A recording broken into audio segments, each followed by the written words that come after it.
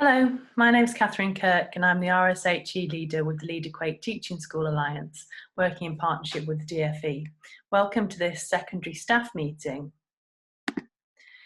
In this session, we're going to look at the new statutory framework for RSHE and think about how we deliver RSHE in a safe and inclusive way to young people. We're also going to think about how we answer young people's questions around RSHE and explore some strategies for that.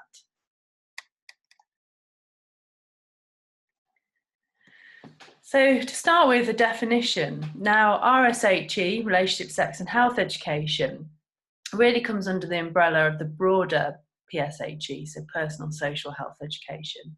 And actually, the two are very similar. The content is very similar. And if we look at this as a definition, this really covers most of the things that we'll be covering in RSHE as well. So we're thinking about developing young people's knowledge and skills, thinking about their attitudes and values and preparing them for their life in modern Britain. And we're also thinking about the key skills that young people need to manage relationships effectively, and also how they can get help where, and also having the skills to do so.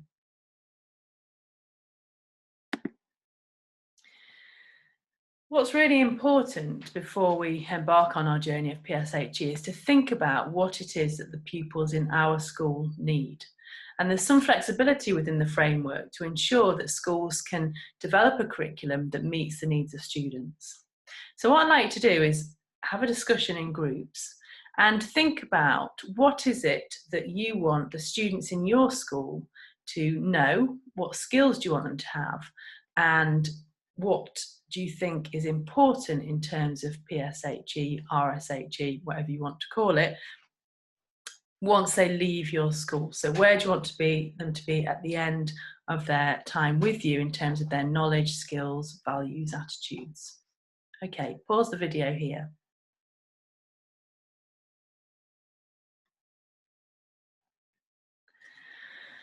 So hopefully you've had a chance to come up with some ideas around what it is that you want young people to know and understand and the skills you want them to have. And I've just outlined some here, which may not be exhaustive. There's probably lots more. But just looking at these, you can see the breadth of the topic and the subjects that we're talking about. So from communication skills to preventing unwanted pregnancy, preparing for the responsibilities of adulthood, on the other hand, thinking about the diversity of society, and importantly, knowledge of mental health and mental ill health as well.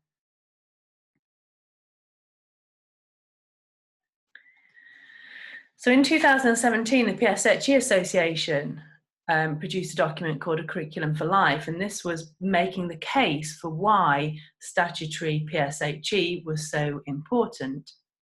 And you can see here there's really compelling evidence around why we need to do this. And firstly, in terms of improving pupils' health behaviours, so positively affecting their choices around diet and substance misuse, reducing bullying and violence, and then thinking about some of the messages and skills we're developing through RSHE, thinking about relationships and allowing young people to recognise when relationships are not healthy and when they might need to seek help and disclose abuse potentially. Emotional health, so supporting and reducing stigma around the discussion of mental ill health. And then also, if we're thinking purely in terms of academic attainment, then PSHE, the evidence base shows that actually can contribute to young people achieving their full potential and being able to engage with education more fully. So a really strong evidence base, and as we've seen in your discussion previously, really strong views around what is important for your pupils, and that's what you need to keep in mind. So if we think about a child on their journey through their secondary education, from 11 to potentially 18, they will experience lots of things for the first time. Now, these are not, again, not exhaustive. There may be many more. You'll notice I've put there a global pandemic. Obviously, no one was expecting that, but there might be a huge impact from that. We might already be seeing some of the impact, but actually what's further down the line, that sort of post-traumatic stress response that we might get from young people, or the impact on their emotional health. Changing relationships, the impact of puberty, the changing adolescent brain and the impact that has. Viewing pornography, what does that mean for young people, and then what does it mean for us as educators in terms of what input we need to give to young people to keep them safe and allow them to have a critical eye on some of the things that they might view online. So it's our job through PSHE, RSHE, life skills, whatever we want to call it, to help young people to navigate through those changes that they encounter in their life, and perhaps some difficulties and challenges as well. Okay, so we're going to do a quick quiz, and the quiz is based around the new guidance. So what I'm going to ask you to do is, if you think the answer is true, you're going to put your hand up, and if it's false, you're going to keep your hand down. So the first statement is: schools can choose whether or not to have a written policy for relationships and sex education. If you think that's true, put your hand up, and if you think it's false, keep your hand down. Okay, the answer is false. So there is a requirement. Schools must have a policy that outlines how the subject will be developed, delivered, and monitored. And that has been the case for a number of years. In fact, the previous guidance, which is from 2000, also had that requirement for schools to have a policy detailing their RSE provision. So, as I said, the past guidance that we had was 20 years ago, and obviously quite a lot has changed in that 20 years, including young people having more access to the internet and the benefits and risks that that brings. Okay, and just on that, sorry, on the policy, do you know what's in your school policy? Have you had a look at it? Are you sure about where your role is within the delivery of RSE? And it does say there an RSE policy, so that is the policy that schools have to have. However, some schools might include their additional PSHE health education topics within a single policy, because they're likely to be very similar. Okay, next one. The new guidance makes relationship, sex and health education statutory in primary and secondary schools. Is that true? Put your hand up, or false? Keep your hand down. Okay, that is false. So, relationships and health education are statutory in both. Sex education is only statutory in secondary, although it's recommended in both. So sex education is not compulsory in primary schools. Okay, the religious background of all pupils must be taken into account when planning RSHE teaching. If you think that's true, put your hand up, and if you think it's false, keep your hand down. Okay, it is true. So within the guidance, it does say that schools need to take into account the faith background of pupils. Schools can reflect different faith perspectives through their RSHE, but they must also reflect the law, so in terms of the Equality Act and any other relevant laws.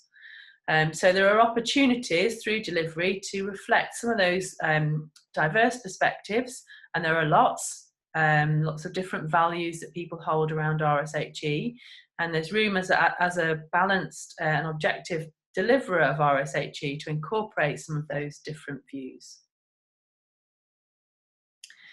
Okay, schools must deliver the content of RSHE in units of manageable size in a carefully sequenced way within a planned programme of lessons. Do we think that's true or false?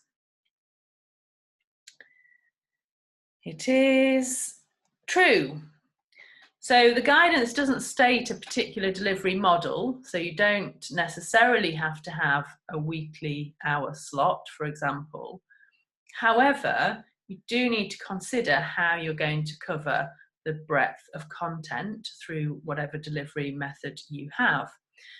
And we do need to ensure that the RSHE progresses and develops as the young people go through their schooling, so it needs to progress.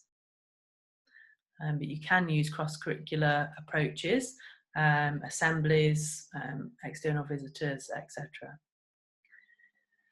Okay, schools can choose whether or not to include content around lesbian, gay, bisexual and transgender identities. That is false. So there's an expectation at secondary that all pupils will have covered LGBT content at a timely point within RSHE. And it does say that that should be an integral part of the curriculum rather than an add-on. So it's not the LGBT lesson as such, it's about including LGBT identities when we're talking about relationships and thinking about transgender and non-binary identities as well when we are exploring identity as a whole. Okay, there are set learning outcomes that secondary schools have to achieve in their provision of relationships and health education. Do we think that's true or false? It is true. And again, there is flexibility in that. So relationships and health education, and incorporated within there, we've got the sex education as well. And it's up to schools to decide which elements of their curriculum are sex education. So you can, for example, if there's a particular issue within your school community or the outside community around drug use, for example, you might want to spend more of your curriculum time looking at drugs education and aspects around that, rather than another aspect that's not so relevant to your pupils. So you can tailor the provision as long as you are covering all of those outcomes by the time the child leaves the school.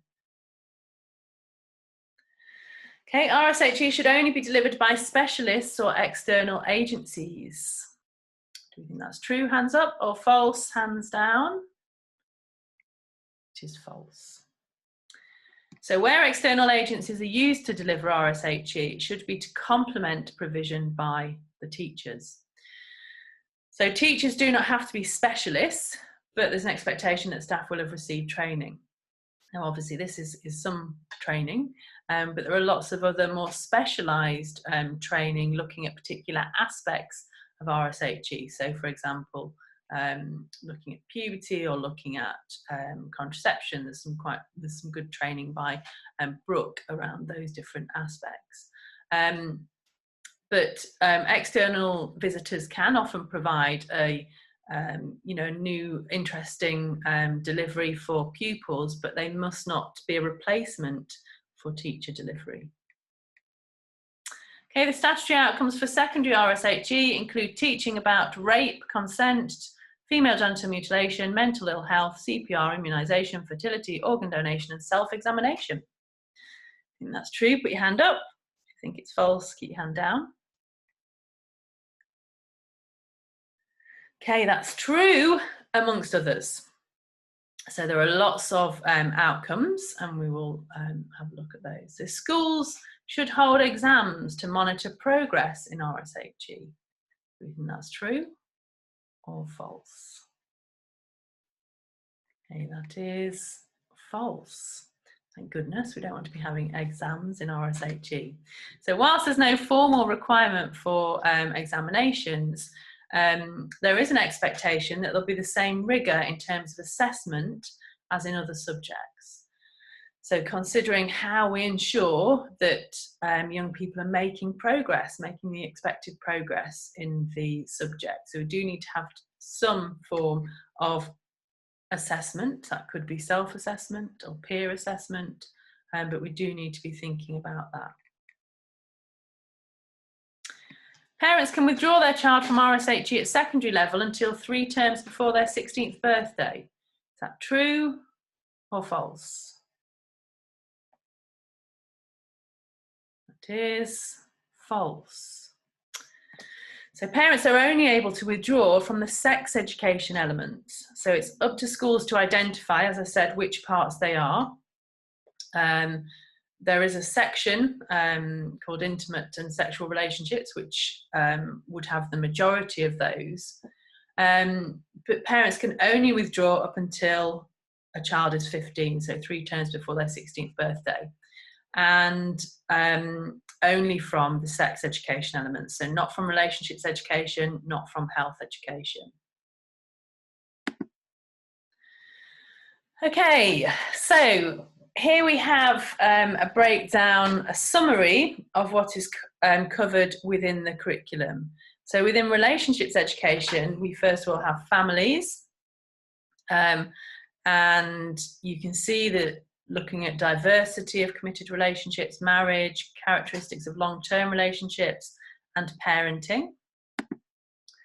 And then in respectful relationships, including friendships, about friendships, how to be a good friend, how to manage conflict in friendships, stereotypes, thinking about different types of bullying, abuse in relationships, and sexual harassment and violence, and also the Equality Act. Then online relationships, so considering the risks and also benefits of online, being online, thinking about pornography and looking at maybe some of the myths that are presented in pornography and how these can be damaging. Laws around sharing images of children, so that would be your sexting or sharing nude pictures part. And then we've got in the being safe section is around the laws around various different aspects, and also about consent. Now, as we're going through, you can probably see there's a lot of links between those different topics. So I wouldn't suggest that you necessarily take these headings as topics because they cross over so much. So for example, if you're talking about sexual relationships, you'd be thinking about the laws in relation to consent, for example. So they don't have to be covered in isolation.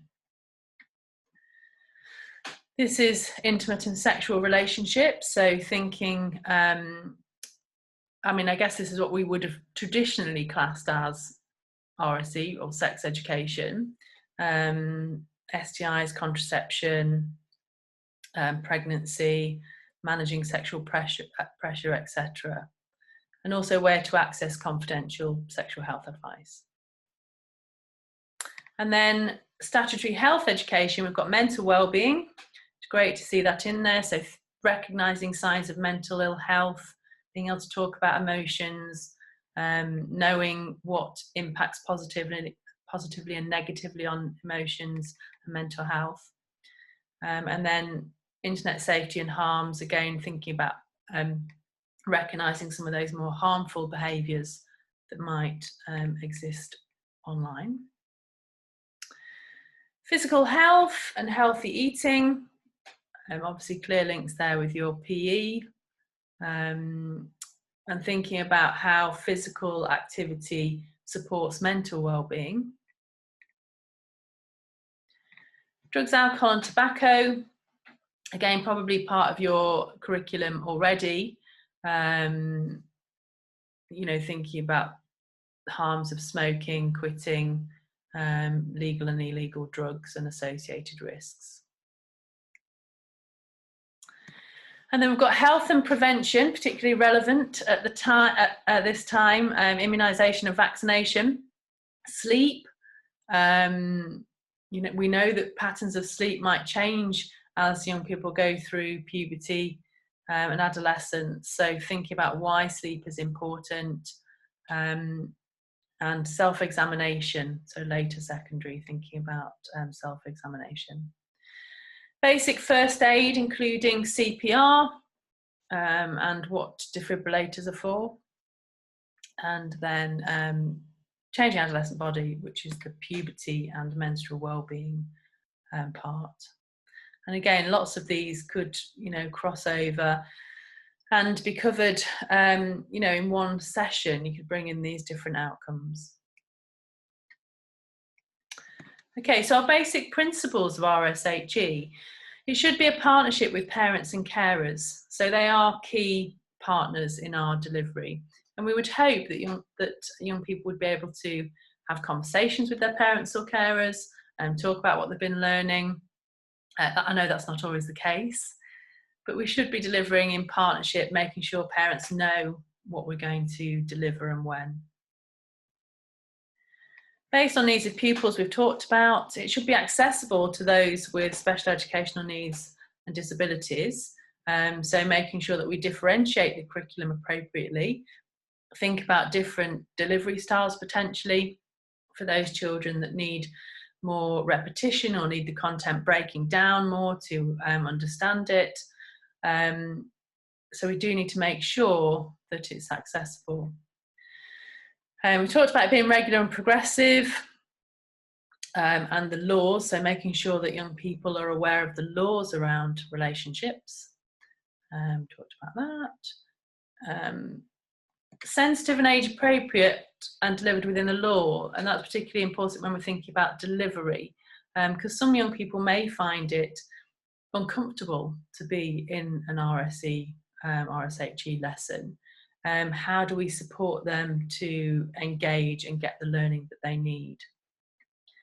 Flexible, so having that flexible approach. If something comes up in the local community, can we feed that into our curriculum? If there's knife crime or there's an incident in the local area, how do we flex our programme to build in some work around that? Having trained teachers, now I do some initial teacher training, but only an hour with some students. So, you know, many teachers won't have received training outside of their core area. So, you know, we need to support teachers with that, with their training needs.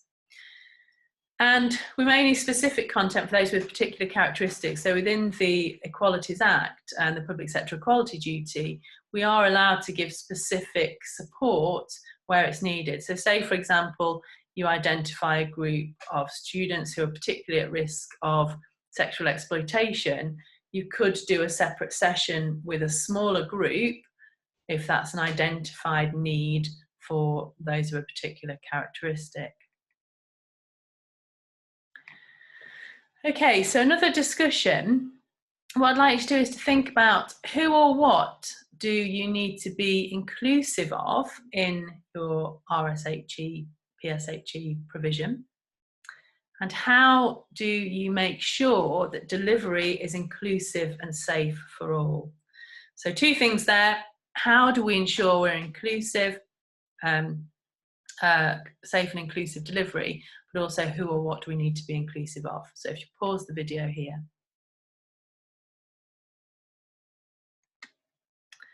Okay, hopefully you've had a discussion around who or what we need to be inclusive of. I've just noted down some ideas here, may not be all of them, but I think it's worth thinking broader than just the 9 protected characteristics, faith, gender, so some of those are represented here, disability, but also thinking about where young people are coming from in terms of their family background, in terms of their parental attitudes. So for example, if all they've heard at home is that RSHE is a bad thing, how does that then feel to sit in a lesson where they know that parents potentially are not supportive of this. Those who are in care, so thinking about young people coming into the lesson, putting lenses on as if you're them. What does it feel like if you're from a family background where there's domestic abuse to sit in a lesson where we're talking about abusive relationships?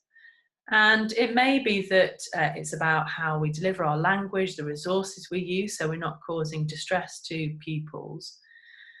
But also, do we need to have conversations with some students beforehand just to give them pre-warning of what is in the lesson and talk them through it so they know what to expect? So lots of things that we might need to be inclusive of in terms of our delivery. And then ensuring that we are inclusive. Some things that might help, or some things to think about. So having some rules or boundaries at the beginning, so setting a group agreement, how we're going to work together in our sessions. And this should be a working document, so it should be referred back to. It shouldn't just be first session, let's do our group agreement and then never look at it again. It should guide us, and actually it should help young people to develop the skills they need to interact successfully with others. So if we talk about we're going to show respect to all, what does that mean? What does that look like? How do we show respect to all? How do we express our views and recognise that other people might not have the same views as us? So we could use I statements, for example. So I think, I feel this. So it's not presented as this is the factual information. It's just how I feel or my opinion. So really spend some time working with young people to develop that set of rules. We've talked about being mindful of the range of identities and experience in the class. Model inclusive language. So if language is used that reinforces stereotypes, for example, or is not inclusive of all people, then you can model language that will support the class.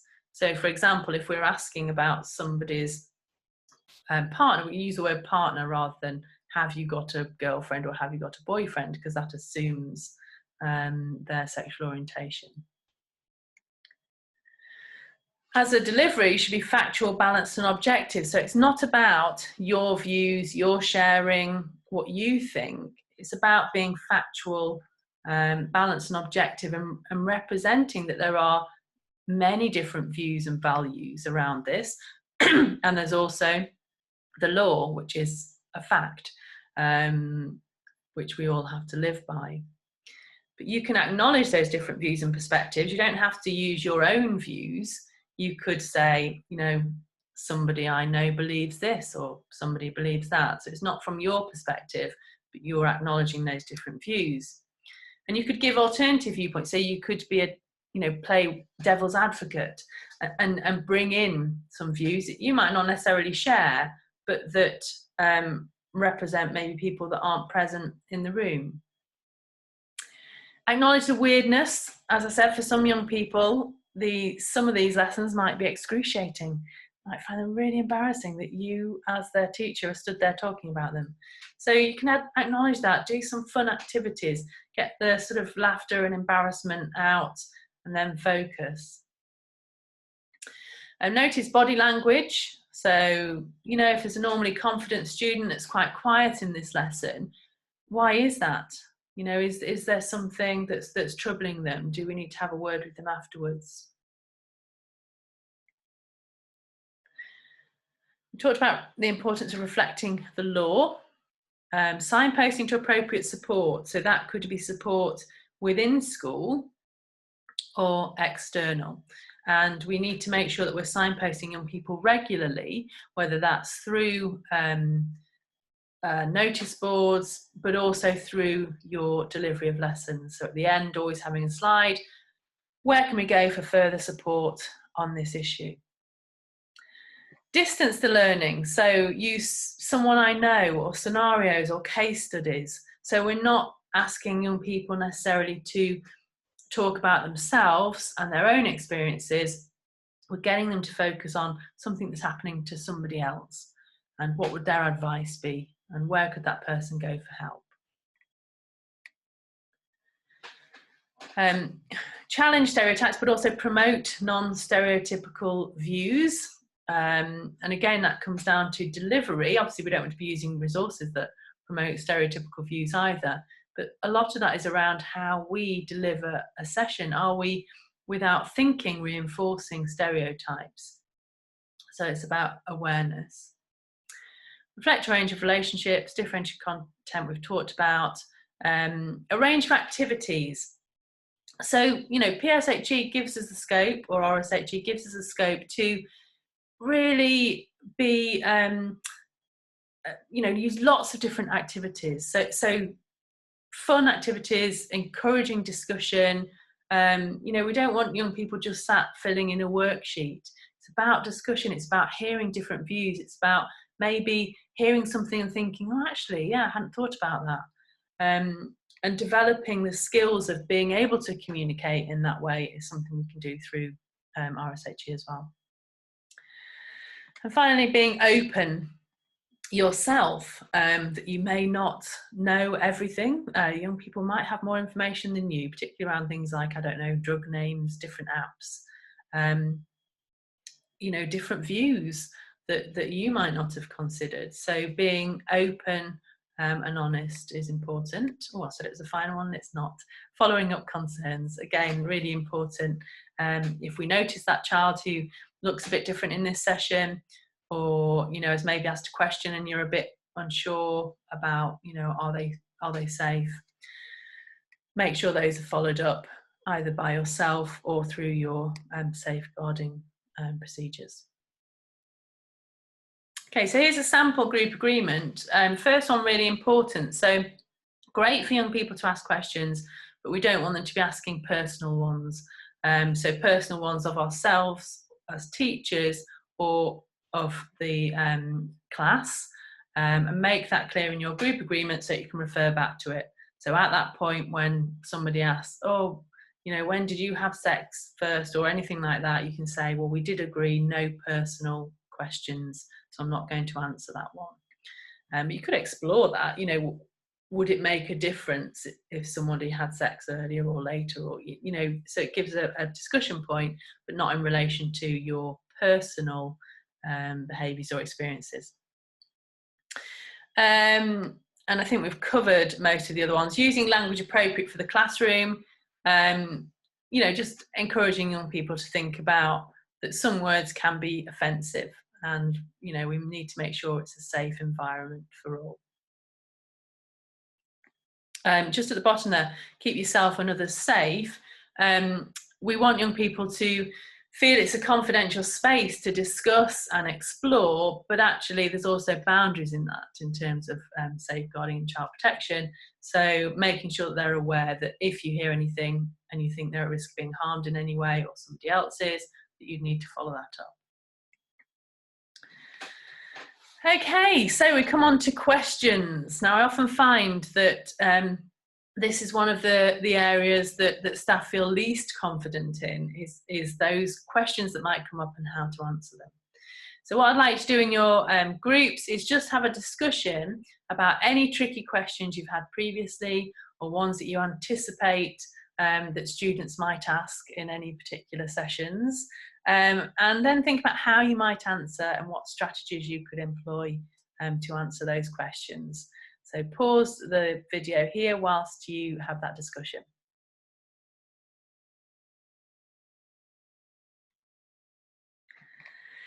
So hopefully you've all had a chance to have a good giggle at some of the questions that people have had previously, or that you might encounter in the future. And we'll go through some strategies. So first of all, you don't have to have all of the answers. That's important. You know, you may not have all of the answers. You may not, you know the factual information for absolutely everything. So it's okay not to know, and to admit that. So breathing is important, to hyperventilate. Give yourself some time. before you answer. Plan beforehand. So think about the types of questions that might come up from young people. What might young people want to know? Know your policy. What does it say in your policy about answering young people's questions? So that will give you the confidence that parents know how questions will be answered, and all staff know. It usually says something around that questions will be answered in a factual and age-appropriate way.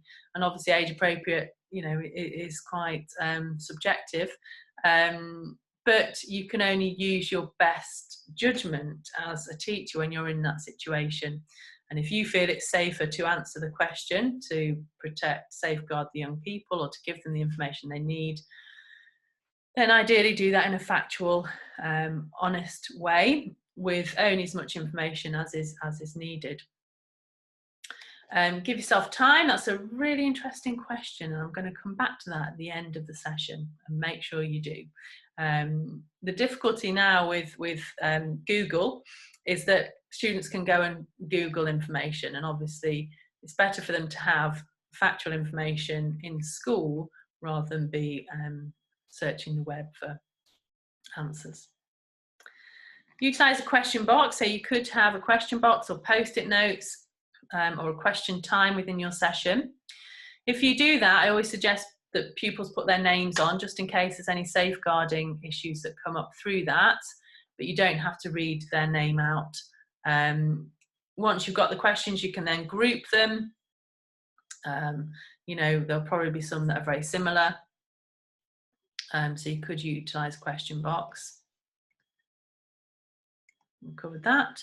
And also use the questions to plan future input. So as a teacher, if you're getting lots of questions about a particular topic, pass that on to the coordinator, because that could impact on what you include in your programme in the future. It's a useful sort of evaluation tool. And always be alert to safeguarding and child protection concerns. So just coming back to where we are currently, and with the backdrop of COVID-19, this subject is more important than ever. I mean, I would argue that it's the most important subject anyway, just because it's giving young people the skills to be able to learn and live their lives effectively and healthily. But it's really important, vitally important at the moment, that as educators we support young people to make sense of what has happened around COVID-19 and help them towards recovery. So finishing off with some top tips. You are a trained teacher. You're all trained teachers. You have the skills to teach. So whilst the topic might be unfamiliar to some, you have those skills, and don't be undermined by the you know, the lack of sort of knowledge of the subject necessarily, because you all have something to bring to that.